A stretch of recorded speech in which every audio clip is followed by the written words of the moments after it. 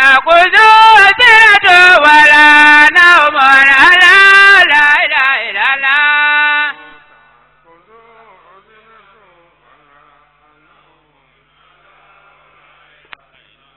اللهم في السماوات وما في الأرض لا إله إلا الله في السماوات في الأرض لا إله إلا من ذا الذي يدفع عنده إلى بإذنه لا إله إلا الله الذي يدفع عنده بإذنه لا إله إلا الله يعلم ما بين أيديهم وما خلفهم لا إله إلا الله يعلم ما بين أيديهم خلفهم لا إله إلا الله ولا يحيطون بشيء من علمه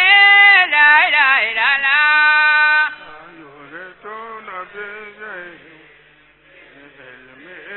لا إله إلا الله إلا بما شاء إن شاء الله لا إله إلا الله بما شاء إن شاء الله لا إله إلا الله وسع كرسيه السماوات والأرض لا إله إلا الله كرسي السماوات والأرض لا إله إلا الله ولا يؤوده حفظهما لا إله إلا الله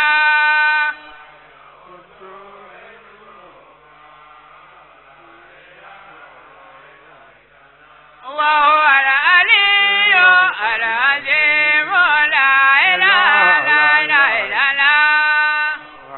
العلي العظيم لا إله إلا الله حي القيوم لا إله إلا الله حي القيوم لا إله إلا الله حي القيوم لا إله إلا الله حي القيوم لا إله إلا الله حي القيوم لا إله إلا الله حي القيوم لا إله إلا الله حي القيوم لا إله إلا الله حي القيوم لا إله إلا الله حي القيوم لا إله إلا الله حي القيوم لا إله إلا الله اللهم صل على سيدنا محمد الفاتح لما خلق والخاتم لما سبق ناصر الحق بالحق ولا هادي إلى صراطك المستقيم وعلى آله حق قدره ومقداره العظيم الحمد لله أم على تندو بجمالوينا سبتمبر كالو تلتا أني كورنتو asam bafla ni ta ani nani umurna kan soro bobo jula soya okera Burkina Faso secrétaire 22 CCGT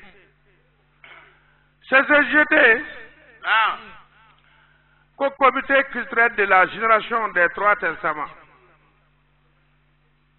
et bien qui est tombé la gêné ko sur la ton dɔɔtɔ ko zɛtuna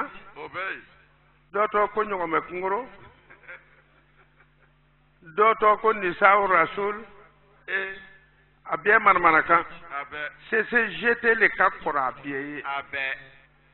a ka bɔ a bɛɛ ye fana a bɛ fɛrɛ k'a fɔ ko an m'a mɛn a bɛ komi ni dugumakoro wɔgɔ bɛ i taara kɛnkɛmugu dɔ bɔ i b'a ye ko kɛnkɛmugu kura lɔ a bɛ ye don ele ta wɔgɔbere tuma sama CCGT ala kɛra ka tɔn ala li y'a fa ye o ya ahlal kitab laysum ala shay hatta tuqimu tawrata wal injila wa ma unzila ilaykum sisan ko lo wa sisan tɔn do wa a fɔra kira le ye ko a tɛ foyi la k'a ka tawrata ni injil ni kurana de jɔ o bɛɛ a mɛnna do n'u tuma ye o maa ye caman ye tɔn lalaga ye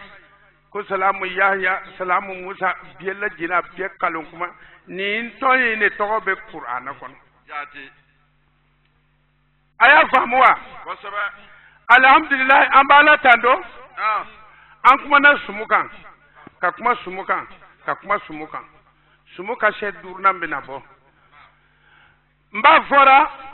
nsigini be ka mogo kono akarmo na jili bawo munu bina fo pa tefo nuna na fo pati fo nyira bina min fo ko be fana be akarmo na jili be abe nuna na fo pati fo ko mun kama fora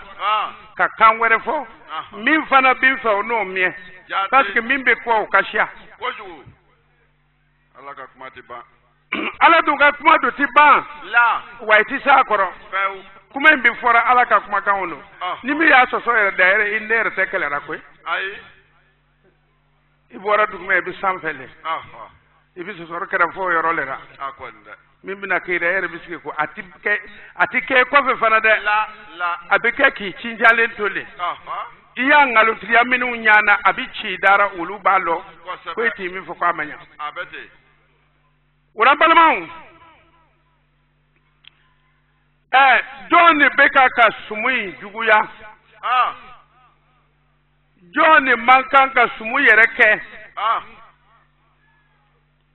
wotuma munne bei na fortigu te sumu kerawa olodo ma fa ngo nabi isa koko odon ka gbele erjina kono wa ko sebe afora tuma mi nu kuma fora Matthieu 19:24 kono ala na muni fo krai qur'ana kono na Matthieu 19:24 jati nabi isa kuma na ka mogoye kan na fortigi tuya fo jati na fortigi ni na fortigi yordo sika janeme kono je vous le dis encore akumba faitun il est plus facile à un chameau de passer par le trou d'une aiguille akwa kan nogo nyogo meye akado meseli wo fe qu'un riche d'entrer dans le royaume de Dieu. Na voti kado erjina kono nyogo me kado meseli wo fe ko nyogo me tale kan nogo na voti do ni erjina kono Allah ati don koy me ni sigira ka sumuke baga fule ibalo an na voti nu si do erjina kono otedo me asumuke ba na voti banu iba korosi mbalmaw ibi me ka ye chrétien bo chema la oluto ka iti chrétien na voti yo chema pew funa fagorale na do fagura atita yere fana pew abi fagu ka to tele ayu ayirena anna voti sumuke banu nu na ya soro akenbe ka chrétien na voti yo chema otei akra ko do te chrétien fewa nyaay doka warba do bo sumuna ka di jilbama ko alfana be sharfu ngwalu ta to ne boy mutu nindo sharfu aju sharfu ni mbafe aka boka ta sigi nu kuma na ka beke kuma bina kasi ngo kasi la mase ba bieni ni kasi la sira lo mi bina silo koni allo mase kasi lo masa fe folo ni sharfu ya dole ni ta adeni ko yu kada wa ala ko na furtigi utina doyi fani nyogo an tara kiyama an bi lo ka tuka nyogo mewle file folo nan na wulu shiraka do mesel wo fe an bi so ka tay na furtigu be donna kuna ta ko tido o tido nda mesel wo ka dokoda ala do ka kuma kanno iyer ballo ni ke wali yere sumuna ballo no tido o tido to chemi warla la ka maketa ai ati aw mana si ko ke tew mani kerteju wani be ay rabla na la tanay allora wa baside woto malinko karamo bunu fana sigilembe o chema olu fana sigilembe ni jogo yale jati o be dumundi fe ka kedron lugi babu o chema do kunlinte sawarante do sena ko lu be dinatiguye alhamdulillah ay manga noya naw na bio Matthieu 23 ko nana 5 ibalo ko karamo munum be ubarena karamɔgɔ minnu b'o baara ka to ka yaara ka saraka nu dumudumu ka to ka yaara jeliw le kɔ nin cogo in na i ka lara u bɛ taa tasuma kɔnɔ nabi isa ko di o ma Ils font toutes leurs actions pour être vus des hommes. a ko ale karamɔgɔ ɲɛsiya ninnu a ko bi ko bɛɛ le kɛ pour que mɔgɔw ka olu ye sumu yɔrɔ dɔ i b'o ye i y'o faamu o dɔw yɛrɛ bɛ sumu créer o yɛrɛ ye ko ka na ale fɔ hakɛtuma ale karamɔgɔ n'o b'u ka tigɛ ala ra ko ale ye jinɛ karamɔgɔ le i ti ala karamɔgɔ ye jinɛ karamɔgɔ le bɛ e ka jinɛ bonya ka tɛmɛ ala kan wa o b'a ɲɛfɔ ko n'ale ko sanji ka lɔ ko a bɛ lɔ ko n'ale ko sanji ka na ko a bɛ na a fɔtɔ bɛɛ bɛ mali la ye n'u nana kan wɛrɛ fɔ n b'o ta o tɔgɔ ma kelen kelen o tɛ se ka foyi kɛ dɔrɔn o ka lasarali tɛ se dɛ ni min wulila dɔrɔn o bɛ tɔgɔ wɛrɛ welera o tɛ se dɛ sabu an bɛ ala ta fan de fɛ ni min k'a fɔ baw k'a ti kuma na k'a kan bɔ n bɛ kan bɔ a fɛ k'a ta a tɔgɔ ma k'a ba ta a tɔgɔ ma k'a ɲɛfɔ k'a kari kari k'a bila diɲɛ b'a ye ala b'a ta cɛ aw tɛna ala baara kɛ ni min y'a fɔ a bɛ ɲɛ wɛrɛ ɲini a la Ainsi, a ko a bɛ ten ils portent de larges phylactères. a ko i ma ale kɔrɔmɔgɔ ninnu lɔ wa olu le bɛ ka gaba belebelebaw ta k'o biri u curow kun na Et ils ont de longues franges à leurs vêtements. n'i ka o filɛ o ka dulonkow o kɔfɛ mugu ka jan burodebabaw b'ura o sigilen bɛ pour que mɔgɔw k'a lɔ ko nin de ye karamɔgɔ tisina ye o b'o dɔrɔn de nɔfɛ wa o tɛna tuma si fɔ ni jama sigira o bɛna jama degun ko karamɔgɔ k'e bɛ nana a bɛ se a b'a kɔnɔmara n'a bɛlɛkili talon ka to ka na ne k'o fɔ piyan. Ils aiment la première place dans les festins. olu ye o ye olu bɛ premier place ra fɛti baw yɛrɛ b'olu le sigilen sɔrɔ gouvernement ka n'olu invité n'olu ye jamana karamɔgɔ ye o bɛ taa sigi ni dumuni bɛ yɔrɔ o yɔrɔ i bɛ ale gɔgɔn kulo n'u de ye o yɔrɔ la. taa n'a ye. Et les premiers sièges dans les synagogues. wa hali n'u taara misiri yɔrɔw la o bɛ place fɔlɔw le fɛ o kɔnɔna na o bɛ don ka sɛ ko ninnu le ye ninnu ye. Ils aiment à être salués dans les places publiques. O bɛ fɛ bɛɛ ka tugu an karamɔgɔ salamu aleykum seku marufu ye sɛku le ye wa a bɛɛ i k'a mɛn seku yɔrɔ ko sɛku a bɛɛ si sɛku tɛ foyi le ɲɛ o ti sekuya yɛrɛ kɔrɔ lɔ n'u ye min wele seku a bɛ u ko le ko cɛkɔrɔba monsieur anw ɲɛfɛmɔgɔ ɲɛfɛmɔgɔ dɔ bɛ so n fana fɛ u fana tɔgɔ ko seku an ka so ka ɲɛmɔgɔ tɛ min wele ko seku do n'o tɛ foyi fɛn wɛrɛ taara o n'i ka taa mɔgɔ fɛnɛ u bɛ wotoro nɔfɛ u bɛ faliw gbɛnna min bɛ se u bɛɛ la o tɔgɔ ko seku a bɛɛ mɔgɔ fagalanw min b'o ɲɛfɛ k'o tɔgɔ seku aw ka seku y'a jateminɛ k'o le ye ko bannen ye hali wuruw ɲɛmɔgɔ wurucɛ bɛ se bɛɛ la a tɔgɔ le ko seku fali yɛrɛ ɲɛmɔgɔ bɛɛ ko seku fali ɲɛbila a kana ko in kɛ koba ye ni mɔgɔ ye wele ko seku a ɲɛ filɛ kosɛbɛ n'i y'a ye a bɛ yɛrɛ la dɔɔnin a miirila ko i bɛ mɔgɔ kuntan ɲɛmɔgɔ le n'o tɛ dɔwɛrɛ tɛ ala dun a bɛ jamanaw kɔnɔna dɛ jamana minnu ye ala jamanaw ye n'olu kumasera ka ala ko ta k'a t'a juru t'o la a t'a juru t'o la dɛ burukina kɔni silamɛya bɛ yan mɛ an tɛ taa jateminɛ k'a bɛ se mali t'a fɛ dɛ dɔrɔ min bɛ min an fɛ yan hali n'i bɛ fɛ ka misiri dɔ i bɛ taa wagadugu i bɛ taa dɔrɔbu na n'o tɛ i ti détecteur sɔrɔ ingénieur sɔrɔ k'a ɲɛnabɔ n'a ma ɲɔgɔn sɔrɔ dɔrɔbu na dɛ wagadugu dɔrɔn baari kɔnɔ ka yɛlɛ fana a ti kure k'i ɲɛ kun mais an tun y'a jateminɛ Mali kɔni bɛ yɔrɔ o yɔrɔ ale kɔni kan ka bonya kan ka ko to mais mun de bɛ kɛra ta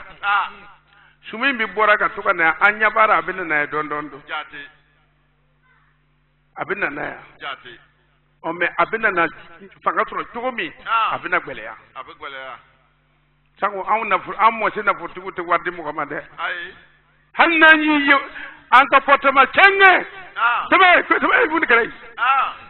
i kana na dɔ ta an de bɛna wuri k'o bɔ k'o di ne ma k'a di ma gbɛnsan tigɛ taa n'a ye. Alors, être appelé par les hommes rabbi. Aïe. Ko bi fo mo ko tugo lu wele monsieur sheku ko bo de fe mai bebe ka irga aja ala ka sheka mine ka sheku ye ko bani si sheku ye ni wati do sirate ibai karmol bi nyongo si bo ni kara ka sheku ye ni kara si sheku ye ni kara sheku ye bere jambe dama ta kunli ata budako karmo adam na ko an bɛ taara maga min na ta sofi dɔ ka taa n'a kunli ni ye n'a kun ye n'a mali o ni cɛ munumunu tɛ wɛrɛ dɛ polisiw b'i minɛ k'i bɔ mɔgɔw cɛra k'i dasi kosɛbɛ maga ni min ko a taara man ka taa kunli bariw ye a fɔ n ye ala ko silamɛ sidi don ale ala ka so kɔnɔ latudkhuluna bayta muhallikina urusakum mukasirina ne ka so don kɔnɔ muhammadu aw na don ne ka so kɔnɔ pa mais a b'a kunli k'a si surunya o fɔra ni nga yankel ni mo ko mi ya so ka ba e ko bi ka la ilaha illa fo e ka la ilaha fo man ke to a man ko shaytana tay shaytana ya fo 100 milliards le kana bam ma makisi akra ko e sofiya en fana jumani ayato an sigi don ka nyogon toy no te nin do na ta detaira wona berita do kama china de ndo tina fo ni ko na haya ni tawrata te la wono warawa bo basi ala ka kuma kan file alu ni bido na janu me kono me aw girbe mun ko ro suratul hakum takasur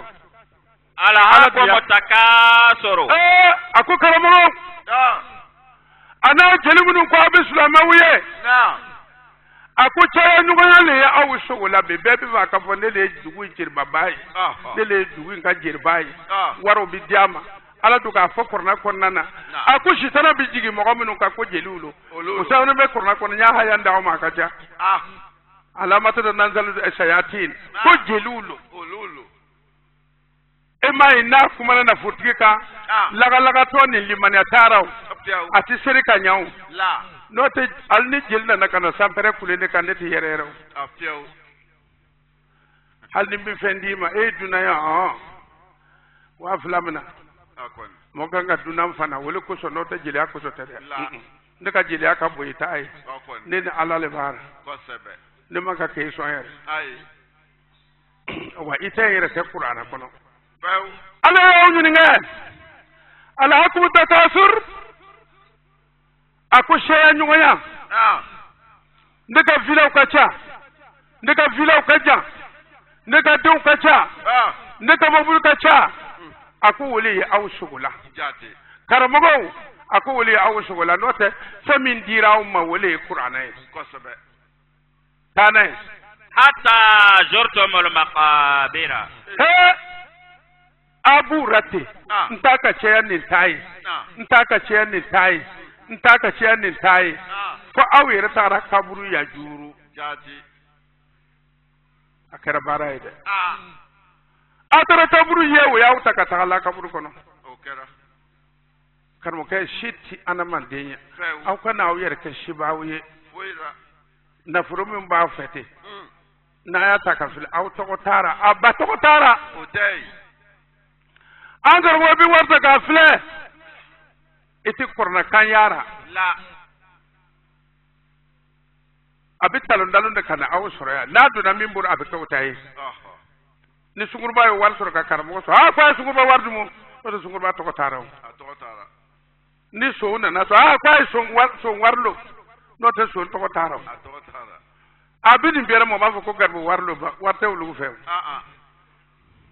garbu yi sanga tro fenkelen pelera o norla tomato bongo na fo ya wele ko garbo bongo no te na ci garbo te ba ko no garbo kon ta ko no tambe ba ko no mo bawle bu dum garbo yer tu soro a bongo la ngono ko garbo talbo a ko nda o ko to kele soro de o yo soro tanay kella atate sawfa ta'lamuna soni abna lo thumma kella wa tete sawfa ta'lamuna aw bidana allon femin bey kella ataw tugura law ta'lamuna ilma al-yaqin asala kunat bi ilmul yaqin lo al-qur'an huwa ilmul yaqin kunna ya su'at bi qur'anat don ati bi ilmul yaqin lo no qur'anaye la tarawunna al-jahima kamini masa era sigile tibi jahimu ye kornak bi kuma min foye in sigile foye dukum bi janima jahimu ye jati summa la tarawunha ayna al-yaqin min beta ben ko abna ye face à face wa summa karamo aw ta bi sige yorom nata aw be se kamuni yeni na ko ka place ta koy karamo do berkata do mangutu abi baram no baranya na katuka dimsom la donglara kun sigi nyakmin dol tagaraw fasa katuka dimsom la ko ko nyana ko sube kun ko barga bina do malla abi mali chene akonde amadu la ko bla korna kalana amu bla ala kura fani yo ele karamo to ka woni kun sigi nyakmin buda nyakmin kata fori kara akon karamo tew foi ngatane summa ni beta bini ko la tusaluna yawma izina aw karamo telengelen be jeliba e ma fo te sefa fe fo dolari akoni wote odo ikwe be wole fe karamo ko fo ma fo be na fo li fe wa ala ko soni ali bina aw nyi nga kelengele ani naim jati e jeliba ne ko mu ne tlote e tube mu ne firila ne ko te do shira ndi be tuka mo wole mangutu nda ala ma fo wala tuzaku anfusakum ko tana yere ku mangutu e bi mu ne lonkar ni ba mangutu e ka ta farnya fa kante afana kavale mba ka wata ka dima wole halala ne jelba ne ta halala ide jelba bi mina bita januma kono karmo nu fana bite u fana bita januma kono nu tugule ka waru far nyonka ka mogo bla ka waru far nyonka haina hamna tonkriye nay tonkriye abeke tontali tontalo yalo ton min ka kri e mogo waru far nyonka foka ko bake wole answari ka l'école sojo ka dotro sojo ay answaru nyinga answaru man banana ya taka na ina masara otei anso akwa binalmo yede koju joni banana ya taka shine ba mako kwanso dotro sobe yamve akana kwale masara kwale answari katata answari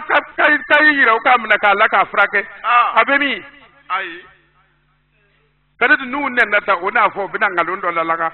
o bina nsoro ya fana ula laga da tuga no bina nsoro ya ay faran na lamara afaw ana bawle kana for kuma forai tane la rivalité vous distrait jusqu'à ce que vous visitiez les tombes. Non,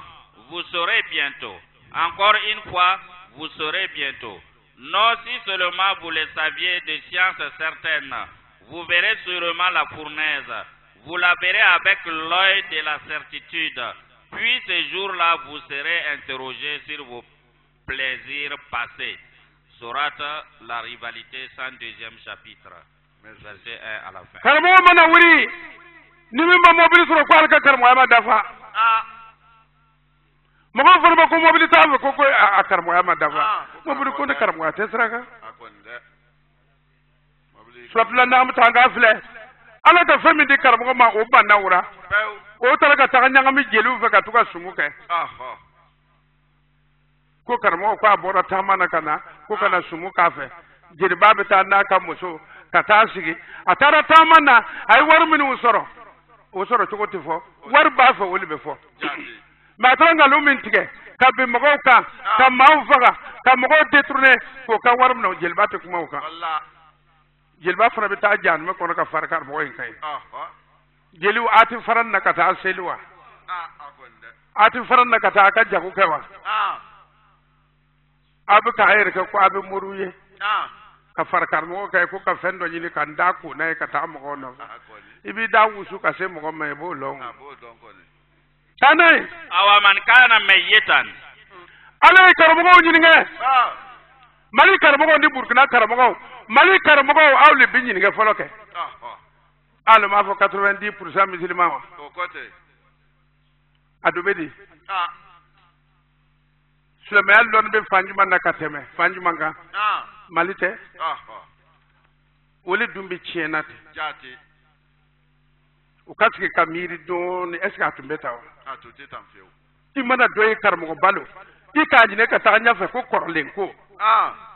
nango ambi korlen yere fo ala ko le ka koro joko edo sabo ala be jol na ala sorai aya sorai alil man korowa wole korlen ko e ko korlen ko kwanti ka korlen ko toy ebi tanu usra fly to godi jamana ko ka aw fle ka ladigi me jamana ba aw fle tu ka tian akonde akar mo joti ko do be ato obey kacha o ka kalanga malale joli ba fe abafe ni sigi ka me ana nyogo to wole akonde no te ulonlu no te kar mo ba minu temana agibi suso usumana kalafo jati madan talunu olu kar mo baba minu temele ti juku kuma me o katlera la iti tu mede Muhammad hakiti manu demba wage eti ti juku kuma men nu ka kura few nu ti kursi ke ni wariye ai doka karmo bado faylo do ko karmo bado lo kwa dingene olu ya ka garbu dewne ko ayere kote ko mo karmo se ka baraka million kele ko te karmo ye asigene be ngoro nga aflet ngo ya moni ko aka kalandi ngo ba fakele nenna akoni de ni ba fakelo afake madraka wa mu gam fini do akana la jama babulo sembe babulo lon bagalo wa mu gam fini amadu akana kai amadu ibna ko ni mo ma million kili baraka ko otike ngwa ba ka karmo afakeli nen abafa nen wa ele faraka nen jati wa ba fakelo ko yarra malladu akonde tanai fa ahaynahu ako mo mi tisara ne ya nyarma ya ala ya nyafo awnyana aw bi shule parce que akafu awnyana anama dembe wolo abi shule jati iti foilo ai iti ala lo iti foilo akwe bi shule ni do na do ala ka korla ko tumana mina ka nyalo akwe kere nyana mai ibnu do tugodi nabi sal kwa ka karandema akwa kan na ni ale kalandin kwa bita fa ya famu ako ifa ke to sigila obi barula wo su dama to ka baruke ina nefe nebi ike bosoye wo tumana ika mo fele kadu ala kasrala o ba yire ko ni mo mti ala lon folo foi ibi sule abesuye o ko to ko sube bo nyanama na nyanama be bo sura kar mo ba de abina ke jutigi abukaye su bora nyanama na jutigi ba de obina ke lon magaye ko nyanama bora sura minu te fesen lo olu hakra ko kabur take ni tara muso min wurni soro kaburu ko ne tino dengulu ke i wuru kurana lo barni tanay wa jalna lahu nuran yamshi bihi fi nas aya faramazo akume ni noro le di atigima abi tamana ni noro ni mo gon nyogo te kurna ni noro le ka de karmo ma aledo kaman masalahu fi zulumatin yalo abizika ke ina fo mo mesele dibi kono laysa bi kharijin minha mo bi dibi kono atibaga dibi kono sabu akamuni foye ala ko man lam yakun bi ma'ashallah fa ulaka hum zalimun mamu tikmane ala tay o tikitige na ala tay akulu li bi dibi kono abika fo ko ati sa tigi be la jeni be dibi kono mo ye o ti bo ka dibi ngono usman ni na ndefe ni shi ko rebera ko ibina kalanga tuma do ambiba e dibi kono mogole itni tagma munyimi mbla ibi ka ka kuma kan ta ka tagma munyimi renforcer o tikene fe ya ta e ngam munyimi mogo du o be dugu kono ta karanke o fe na tara bla yoro mo wode we sebe ka mi nu be tanai kazalika abu tubuyena juyina lil kafirina ma kanu ya'malun wa man lam yahkum bima anzala la fa ulaikum al kafirun alakum mu'min tikmani ale ala tai yiwi be amba kadija to kota hurera ta kota hadisa kuma le kadi elele be kafiri akwa masrin be kafiri o chugoinira wa kazalika abu chugoina janna be kulli qaryatin akabira mujrimiha he ako dugu kelengelen dugu ba kelengelen be wotmana ajurmuto be ale yubla amogo bawblera ka ke mogo jumaye ko amogo bawle ajurmuto ye li yamkuru fiha ulul be mogo ndaga wa imai na ko he jama de fatotewa fatolu awura nyana karamogo che karamogo bashite ya ndema wure yawo ni te ba biye nya mo denye ne ma wure nya na ne wura fo ba fora bursi kono e man ne yi ba biye li biye e gbino fo ko wure nya na ele li wura ne nya na taru ka tu bulu wode a wura nya na yo ku fatolo ku ka yi ka to ku fatolo ambe njo kalamado ya na bina ne ka ba biye nu de ma wura nya na de wala malmo dugu mogo baw ulule billaba ka dugu ni che a dugu mogo baw ulule kuma dugu fo baga yi ara ka dugu ni che o ka bara benbe ulema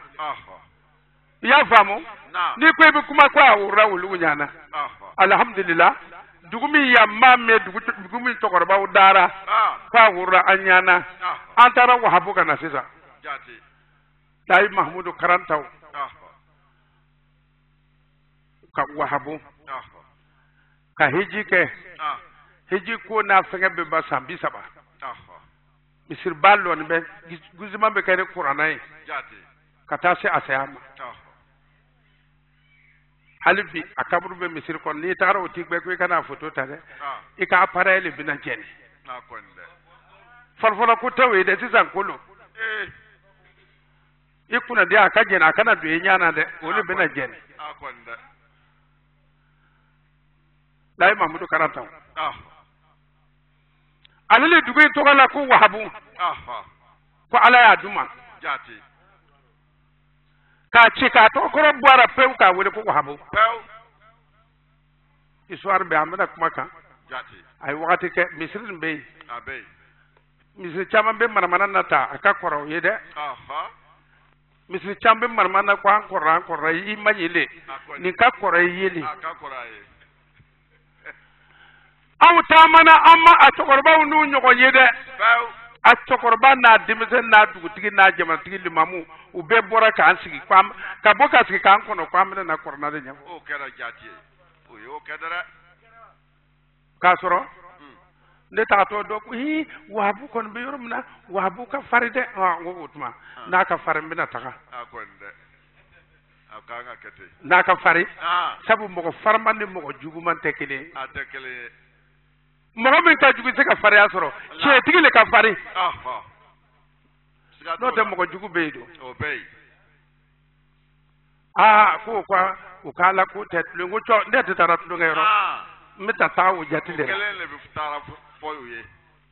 doko ni mo ko fatta ko be son ki faga ngucho nan law ka misir ko sabe abi jone baga o tigite ya musu kono kalu kononto ebu baga ni kursi boy ni ko kolle lara kawa akonde akaso kana se kalu kononto ebe kursi bu na gari ka kursi bo ga bu mu ge de kasra burawa ne bi tara sulamel vende tisram ni bi tara ko re bi ta sulamel kasra me dugu ni dugulo bi ka konna dugo ku ye ka de so nga ba matro ni yayi ka ko konno mu mata ko ne aw ko ka to ko gbere gbara na an ka to ka nya fawe nota diarada adiarada ay to ko gbara na an ka to ka fo bu nya soro mango tane وما يمكرون إلا بأنفسهم alako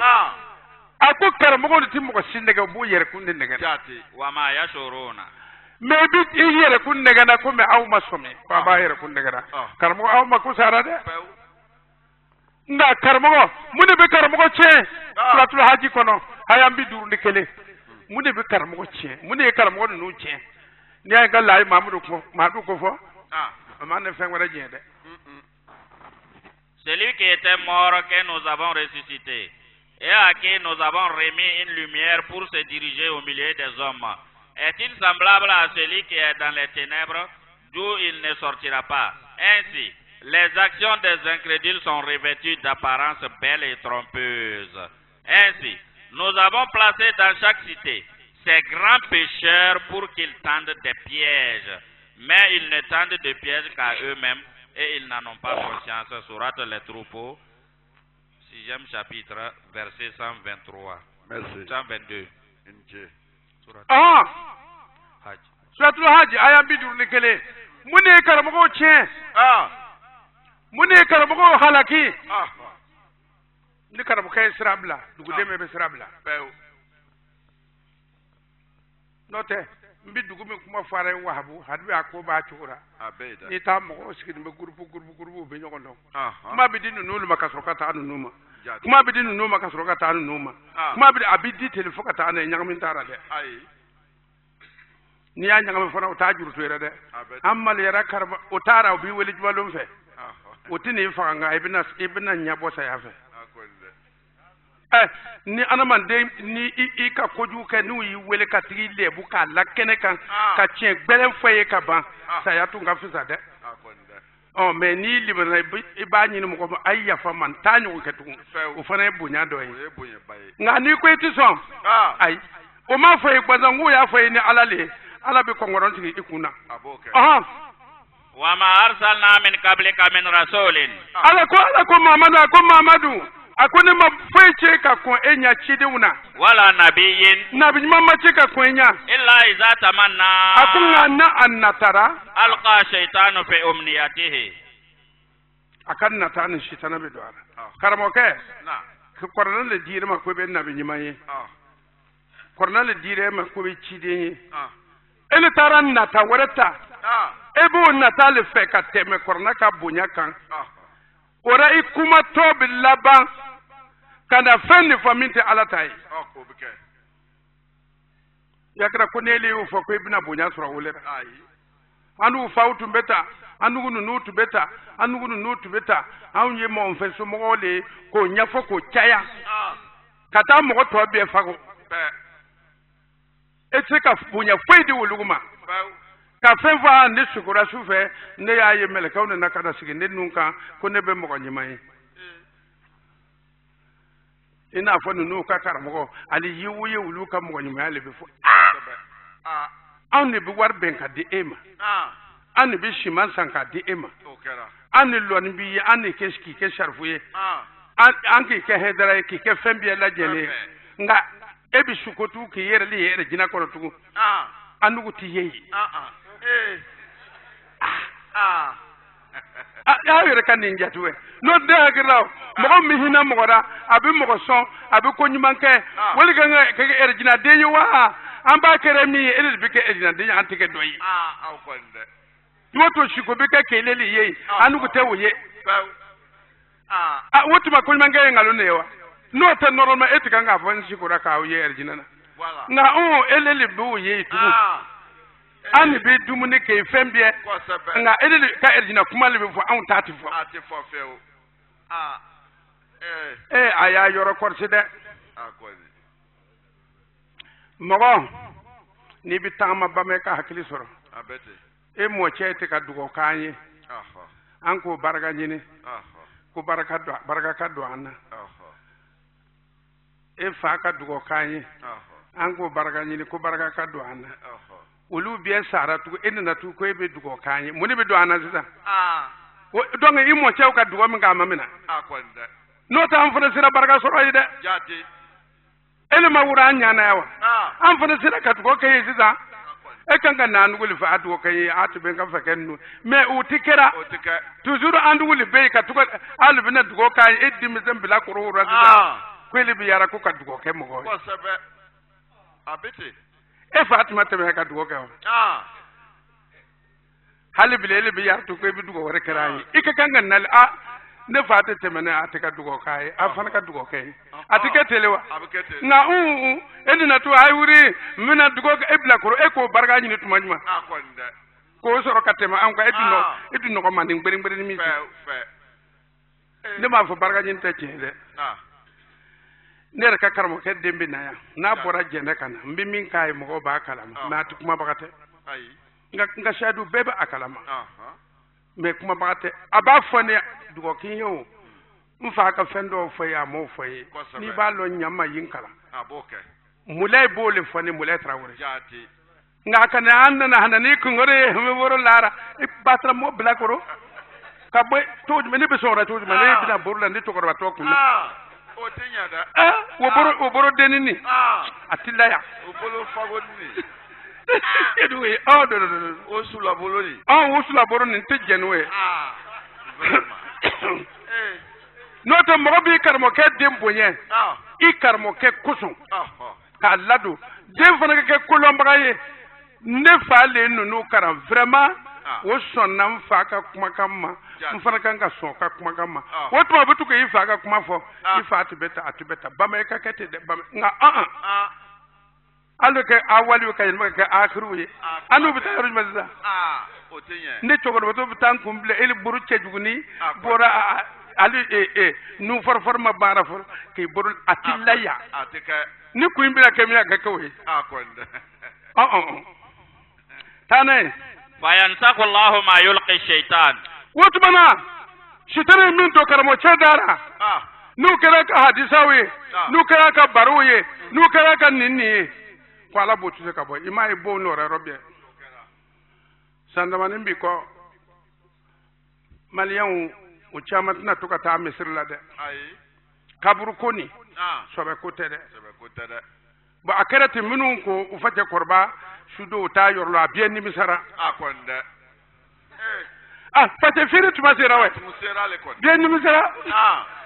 fa bi jini ke ba musara mande ko baba kaburu be rojuma ko ti adu kurdin na yan fay ko me ko alotira e bi ta ba lutigi juma ni makwatu be ya akonda ibi bula ko abudi fake firi tuma le sera asera ko abita ayaduru ka waru boka blabla akana nalo ne akonde aya boka di awfa uma jati ni sukoro batulo ifa yeshuye adama akora ka bawo ni joson ko lo joyi fere koro jati joyi be kuma yere na foro ko kata ba fara jora jomi be kuma adi fa kema adi ba ma wo ka afaka kaduma wona kuma obe kuma afaka ko iniche akonde alaka jote kuma na bu kuma na ko ma bude bitigi yer daga de yirkuruye o jote kuma akana o yer bilawura akonde akana ta foi bilam ko siga kabura la faw wa fakati ma atiba ni fate adogoni me obey ote ni dogonte korobe obey kana fadiyen file gbansan kuma lewo akoni fadiyen min bo ni nyote we jin la dale otibana otiba ima ala yerni iblisa o te fadinya re mo be fadinya ga mo ti fadinya fa ala ma iblisa fa atoy e be se min ka ka di kay fa ya kay wa le lo fa biski jolo kele uno olo jana abta abla kaburla akonde mo ti kuma o fe abta abla so de mina duga gba abta abla abaye wa atiye ifewo ngode uni ata ubata mdu fa su malo adigini bo da bidam la mazani hali jotigu dem do be ko ka fake ko afake bamana ko bamana ko on tuno de akonde atikete bandi fa ayato uluma tane summa yuhkimullahu ayatihi wotubana ako ali karmo baw wonna tara ka kuma min fo wal ma ka jama soro wal ma ka dumuni soro way kuma min fo ala ko ale tafe la ala kornale de ko ka barake no e wallahu alimun hakimun ako ala le bi kolon ala le bi kiti wutige mo ko sika kiti wutige la no te ay na soro mogale be kaburu no konna na utara tumutu kata kaburu koro no woro waju bado tetina kumbo jonu magare jonu be magare ne salve ni bo ki soray e ko yu kera fuite aramimu izamu ramimu akera tele ana mande manata abet anime ta salve do mi ta aboyro korola na manya kwa be kaburu ya juru ndaga ni manya kwa be fembla kaburu la fawo be eka jusu suma bane akon ni falado ka pari ka chenya ka hakili twara tumotuma andige rebido era obike wallahi imai kan daga sokolo andige te doera me ni na ta ka ku ka pentir ka nya kwa kana magara kana chentu gude akon da ibaya hakilla warabin na ife mogo bange baga bitte angata na ليجعل ما يلقي الشيطان فتنة للذين في قلوبهم مرض akonga ala utalako shitana ala bana mimma shitana ti min do karmo ba nu dara nu ya hadisa uni kirkarawiye ala ko ale bo bla ko ke jarabi للذين في قلوبهم مرض mogo mun bana bu jusukunna wulul bo umina والقاسيات قلوبهم ma mun jusukun ka gele wulul bo hadisa nuta وإن الظالمين لفي شقاق بعيد ko sa mogo be dibira mogo ti kuma ni ala ta e kwa be sigara sigami yoro kaja yewe be sigalera wotuma o mogo le bota angar mogo tisna atika ni fota ayni sawari bota ayni hadisa bota angar mogo tisna ko lulu bo baranta ko note ala mogo bebe qur'ana de fe nous n'avons envoyé avant toi ni prophète ni apôtre sans que le démon intervienne dans ses désirs. Mais Dieu abroge ce que lance le démon. Dieu confirme ensuite ces versets. Dieu est celui qui sait, il est sage. Dieu transforme en tentation pour ceux dont les cœurs sont malades et pour ceux dont les cœurs sont endurcis. Les suggestions du démon. Les injustes se trouvent dans un profond égarement. Sourate le pèlerinage 22e chapitre verset 52. Merci. hal nan ko ambe kuma sita sumutigu buna to korba ko kuma mo ko to ide jelu le ba alugo ne ga jelu hakra ko lu be karamo le kuma ate karamo ide ala ko shitana le be jigira jati ma ambe kuma ni ala taale shitana le be jigu kan ne bo da togodi imai nu kuma na futi kan fa be yerere abika jati parce que na futi fante mo tleni ko so shitana kam mo lo o be nyogon dun ka keta no te mo ka warbo siri ka di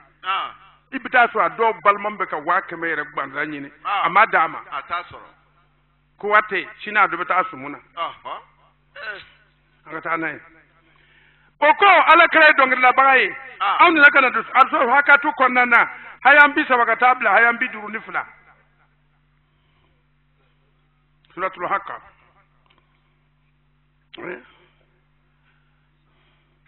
suratul hakka ayam bi sabaka de wolongula katabla bi duru nifla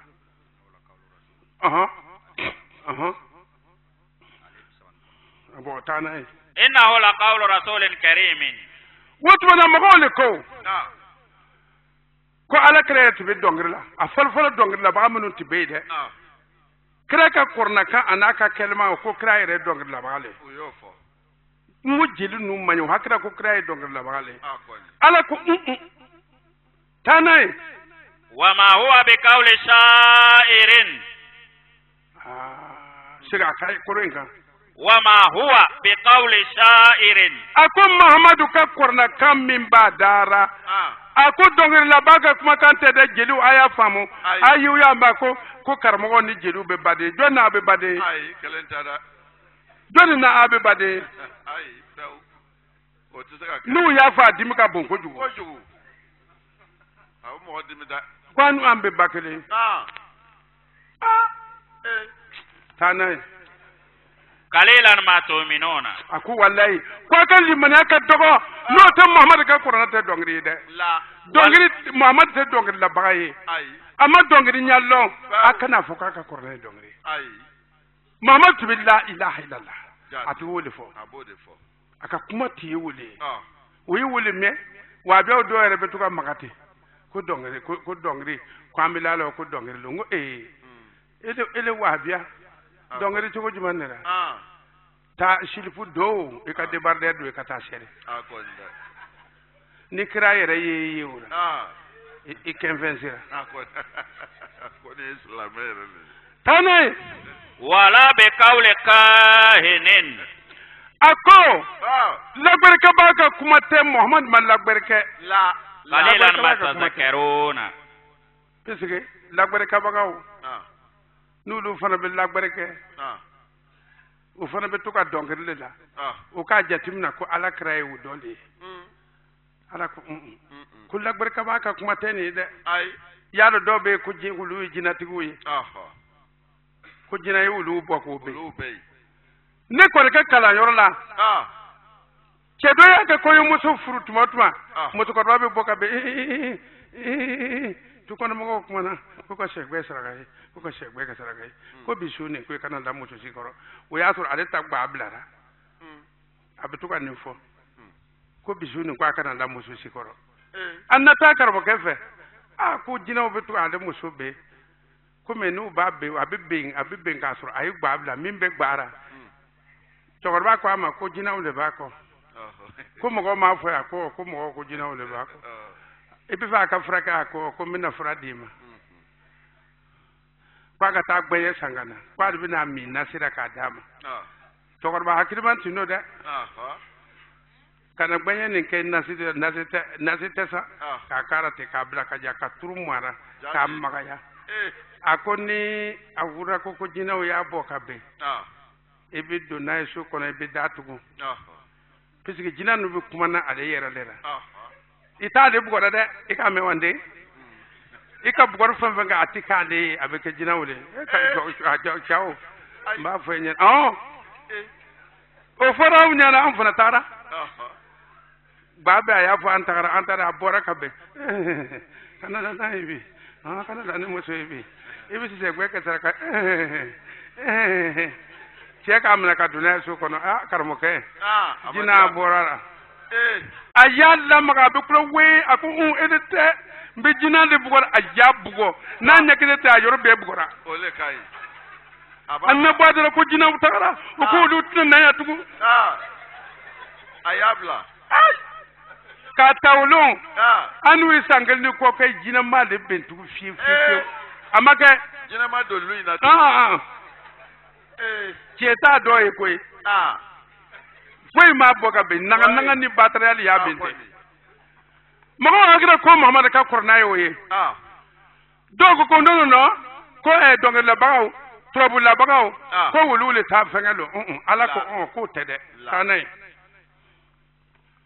Banjelon min rabbil alamin ako Muhammad tante dongriye donge la baga kumate jina to ga kumate la barka baga kumate akwa jira ka bo ala yoro jelu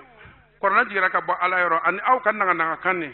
kelin tere akana ke kili aya fa bi jeli afora bana nganu ne karmo wala be bakale anu na be ka bakale fakale chugo juma o buka chodi ni kuma che chugo ide angatane. C'est là en vérité la parole d'un noble prophète.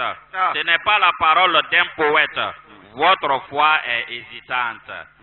Ce n'est pas la parole d'un divin. Comme vous réfléchissez peu, c'est une révélation du Seigneur des mondes. Sourate, celle qui doit venir. Verset 40. Thank you. Wa memi fae ebi so tuzugura futa haya mugani fila ko faaw nyana jelu ante bakelen fakene ante babye kelenya ante fa prokele akana anyangam nyana de antuye ubam so bidana anta badana wa kadhalika wa bu tuwaida ma arsalna min qablika fi qaryatin min nazirin ako Muhammadu ni ubini forema akwa chokole we akune mamoko siche dukoro sira kabo baba bagara ila kala mutrafuha fo dugu moko bawle buri ka fo kodi inna wajadna abana ala ummatin karmo ifanga ko min dabla jeli akonu nu jotike ko nu ante ko dabla an ni ko no so an faulera nahnu ala asarihum fa an faunolera wa inna ala asarihim muqtadun an fana billahi na an faule ko to maliko lomba chama be ni ka kuma na korolen ko se ka dabla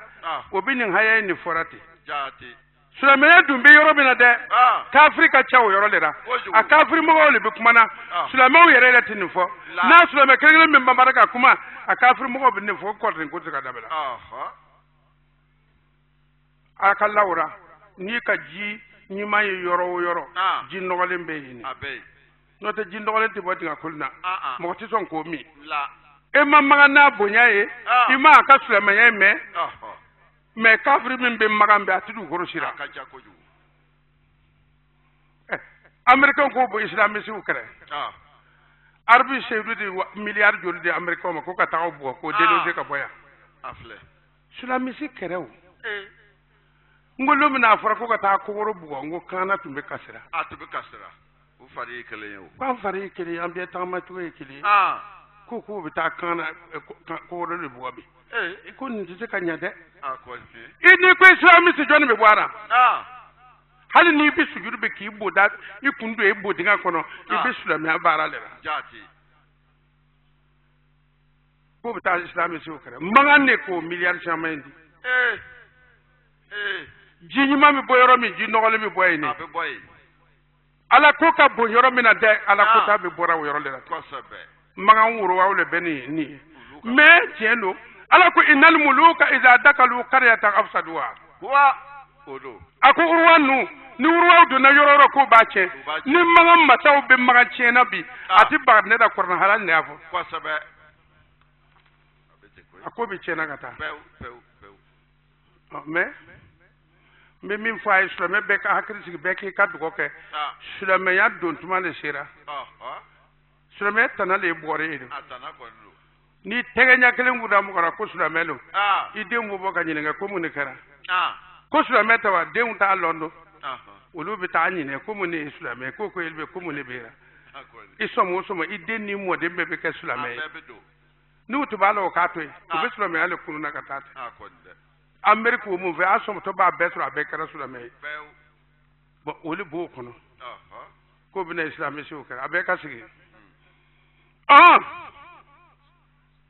Ainsi, nous n'avons envoyé avant toi aucun avertisseur à une cité, sans que ceux qui y vivaient dans l'essence ne disent, oui, nous avons trouvé nos pères suivant tous la même voie et nous marchons sur leurs traces. Surat l'ornement, verset 23. Merci.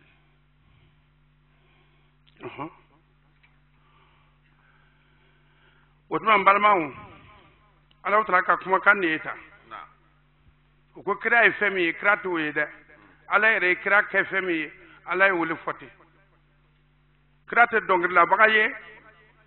dongri mankana ye la ka dongri la ala kira ere ra kwa mankana ye manka aka solli yirara kwa ko wole ke jati nga dobe ka mo ko wole ma ko le sikri ke bagoye ako yere busra ali yere burbi atinya so rarabi foi wujur mo dobe sabaye le foka ta sa yama ulu be ta zikir ke baro kambi ni ya mo so deng donge to ko biye wa ko jigi bitiga biera ko sebe ni wura zikir nim fe ka tuka biye jugu nu wa ko jigi bitiga biera ala ko yam biye kuru ka nene le no ta anti be mamba fa ma worora mama woro ulu ta kon ako ken be bara ide beki bama kolosita yisi ka ala ko fo korona kalan lu alara aw kana miri ko dole bina banka loni ye ka fo e ka arse gara bina lonaye ka ri tugun a chete ala wele na manya ala be mo bla kaloni a sega waso kan na ko wasne mi wele ili ma fo ba ka me ne wi mi no bla ka tuati ko ke ati fo ke e tugun abi komi demiseni o ko to mo si famante demiseni mena ni amna ka ba te frère tu pati fama mbonya mo ko shima demna ke le fula abanya mun yoro wala aka fra te le fe aw kana ayere ay tu ala ko ka ala batu na doni soro akar ni baga baga nuko ala y'a ka bonya fɔ yɔrɔ ye bangebaga ɲɛfɔ ka fara kan o tuma a ye hakili to a la n'o tɛ a ka na bɔ fura komi kɔrɔman bɔra fura cogo min kalima ta la ilaha illallah la ilaha illallah